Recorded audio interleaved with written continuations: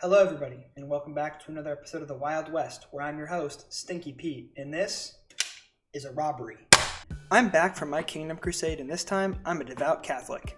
Kidding, of course. You could replace Catholicism with basically any other religion and then squint at it and have this game, Cult of the Lamb. All jokes aside, today we're playing Cult of the Lamb, a twin-stick 3v3 brawler set in the land of Morrowind.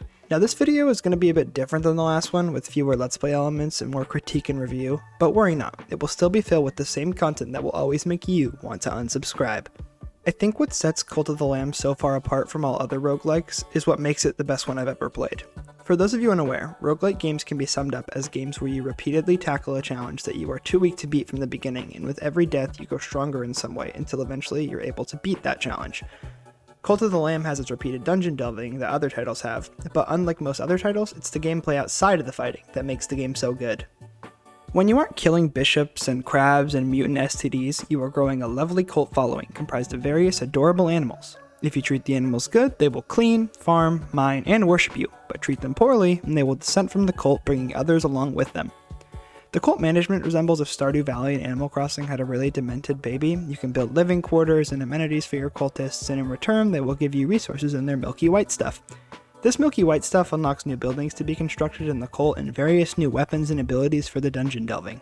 Mixing this with the various assortment of traits followers can have, as well as the doctrines you can impose on your cult, and the game quickly gives you a ton of content to chip away at. The doctrines were probably my favorite part of the experience, there being 5 different categories from how your cult deals with death of members and how best to acquire food, and even work and worship laws. One of the doctrines allowed me to make my cultists cannibals, removing the negative drawbacks of eating dead followers, for example. Without getting too deep into it, I'll do my best to get to the point. This break from constant combat with wholesome and cute animal sacrifice is a genius idea that keeps the gameplay from getting too monotonous and boring. I didn't even finish the game, and it's probably one of the best I've ever played. On that topic, it is very, very important to note that I didn't finish this game because I couldn't, not because I didn't want to. So I put about 8 hours into Lamb before this video. I maxed out almost all of my cult stuff besides a few building unlocks and beat 2 out of the 4 bishops. Nowhere near game completion, mind you, but I have a sneaking suspicion that I had seen most, if not all, of the non-combat features. Poo Poo Pants was my first follower on my journey. He was with me from the beginning until he peacefully passed away after eating poisonous goop that I ordered him to consume. Such is the way of life. Giving him a proper burial and funeral, Poo Poo Pants was laid to rest, and the cult went on its merry way. Hold this little poo poo nugget in the back of your head for later. It'll come up.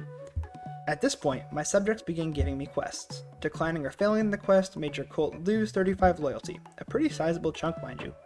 Accepting and completing the quest, however, gave you 35 loyalty, which was nice. The quests range from feeding cultists poop as a prank, killing cultists in ritual sacrifice, or even picking flowers. But the issue arose when the subject of every cultist quest was the late Poo Poo Pants. Now keep in mind, he's been in the ground for weeks now, his decaying deer corpse probably getting gross and filled with maggots, but I'd open a quest, it'd say something like, feed Poo Poo Pants a bowl of poop. Ironic. If I decline, I lose loyalty. If I accept, the quest automatically fails, because he's dead, and I lose loyalty. If my loyalty gets too low, my little fellows will dissent and leave my sorry ass. The one workaround to this is just straight up not talking to your cultists, which not only made me feel really bad because they just want my attention, but also causes me to miss quests that might not need a cultist's involvement to complete because I'm fearful of losing loyalty. This is a big bug. Please fix it. Save from this, there weren't too many other glitches and issues, some wonky hitboxes here and there, and after I maxed my village out, opening the temple altar to perform rituals would just crash my game, and that was really damn annoying. Luckily there is an autosave, so I was only losing like 6 minutes of progress at a time, but still, this really shouldn't be an issue. And I know it's day 1, but like, shut up. I'm making sure that everyone is aware of my experience. Moving on, I was a little disappointed with the followers. Traits, jobs, and their customization were spot on. Watching them stop working to talk amongst themselves and dance made the little cult feel really alive and lived in. When you save a follower, you can indoctrinate them, changing their name, color, animal variant, as well as what type of animal they are. So, congrats on the animal ethno-state? What made me disappointed was the lack of variety between them. To my knowledge, the dog animal is the only one with a special feature, which allows you to pet them to give them a little more experience and make them happier. If every animal had at least some varying trait like this, that could mean a whole lot for maximizing efficiency in your cult. Maybe some animals are better at farming than others, some are better at mining or chopping down trees, the list goes on and on. This is a nitpick, I know, but still. With varied perks that depend on the animal type, the follower system could have been perfect rather than just really good. The cult gameplay otherwise is pretty good. You gotta manage cult hunger, cleanliness, and loyalty through a plethora of various activities, such as cooking, cleaning, and murdering the elderly. Two of those things make me happy in real life, so this game seems pretty realistic if you ask me. The game has a lot of things to unlock, whether it be buildings or new combat features, and there is a sizable chunk of content to grind through that would have taken me a whole lot longer to clean out if I hadn't been speedrunning this game to milk week 1 launch views. The cult cultivation is really great and makes this game so top tier for me. The roguelike, on the other hand, it fucking rules. I love this game's combat and the art style lends so greatly to it. Everything feels so punchy and great to use besides the dagger. Never use the dagger, trust me. Your little hat acts as a Swiss Army knife, becoming an axe or pickaxe for trees and stone, as well as the various weapons you pick up while fighting and exploring the dungeon. When you swing your sword and then run away, your little hat will chase after you to make sure it's on your head again. It's adorable. With 4 different dungeons, you must complete them all 3 times before continuing forward a 4th time to defeat that dungeon's boss. Each dungeon run has a different mini-boss than the last one, with the dungeon leader being a collection of all the mini-bosses before it. The first dungeon was really easy for me. I played on super hard because it made me giggle when I read it, and I was kind of worried as I plowed my way through dungeon 1 with relative ease. Then, the final boss of dungeon 2 rolled around, and I got BDSM stomped into the ground. This game is challenging, trust me. Similar to games like Enter the Gungeon or Dead Cells, you can hold a weapon and an ability, called a curse here. Weapons and curses have different variants and effects, with each being noticeably different from the last. This ensures that no run is really the same as the last one. Mix this with the inclusion of Slay the Spire-esque pathways and tarot cards that give you various passive abilities, and Cult of the Lamb comes out looking like a video game orgy, combining all the best features with one another to create something truly amazing. My main gripe with this game's combat is that it is really easy to get lost in the chaos that is the later stages of the game. The lamb is really little compared to some of the later enemies, and when there are 40 of them, it's easy to take damage. Although there is a dodge roll that lets you avoid damage, if you do take damage, the invincibility frames are extremely unforgiving, so it's quite possible that you can die by staying in contact with one enemy for a second or two.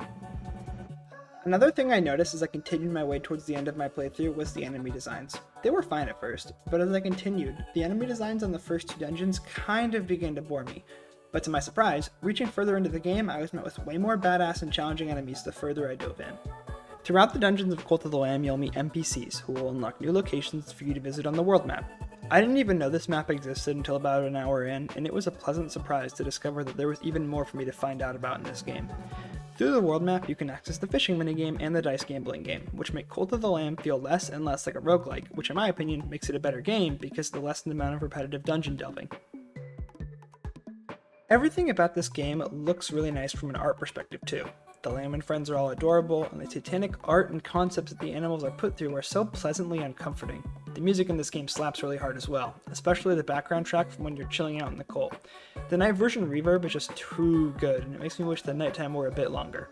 There honestly isn't too much more to say about this game. I really do like doing the more solidified playthroughs mixed with the reviews like I did for Castle Crashers. Watch my Castle Crashers video please. But unfortunately, I just can't progress any further with the current state that the game is in. But don't let that put you off from playing. I'm sure by the time this video is out, it'll already have been fixed, so please, please, please, if you play any game I recommend ever on this channel, or even just one roguelike in your entire life, let it be Cult of the Lamb. It's charming, and the devs put a lot of time and work into it, and it shows. Now that I have 2 games or videos or whatever out on my channel, I'm probably going to be making a tier list about everything I do on this channel. I'd say Castle Crashers is probably a solid B due to its strange progression and dated mechanics. Cult of the Lamb, on the other hand, I'll probably be placing in a A, since it's really redefines its genre and it's just bogged down by nitpicks and bugs that are a little too big for me to ignore. Either way, I'm Flim Flam, the Little Lamb. Thank you so much for tuning in.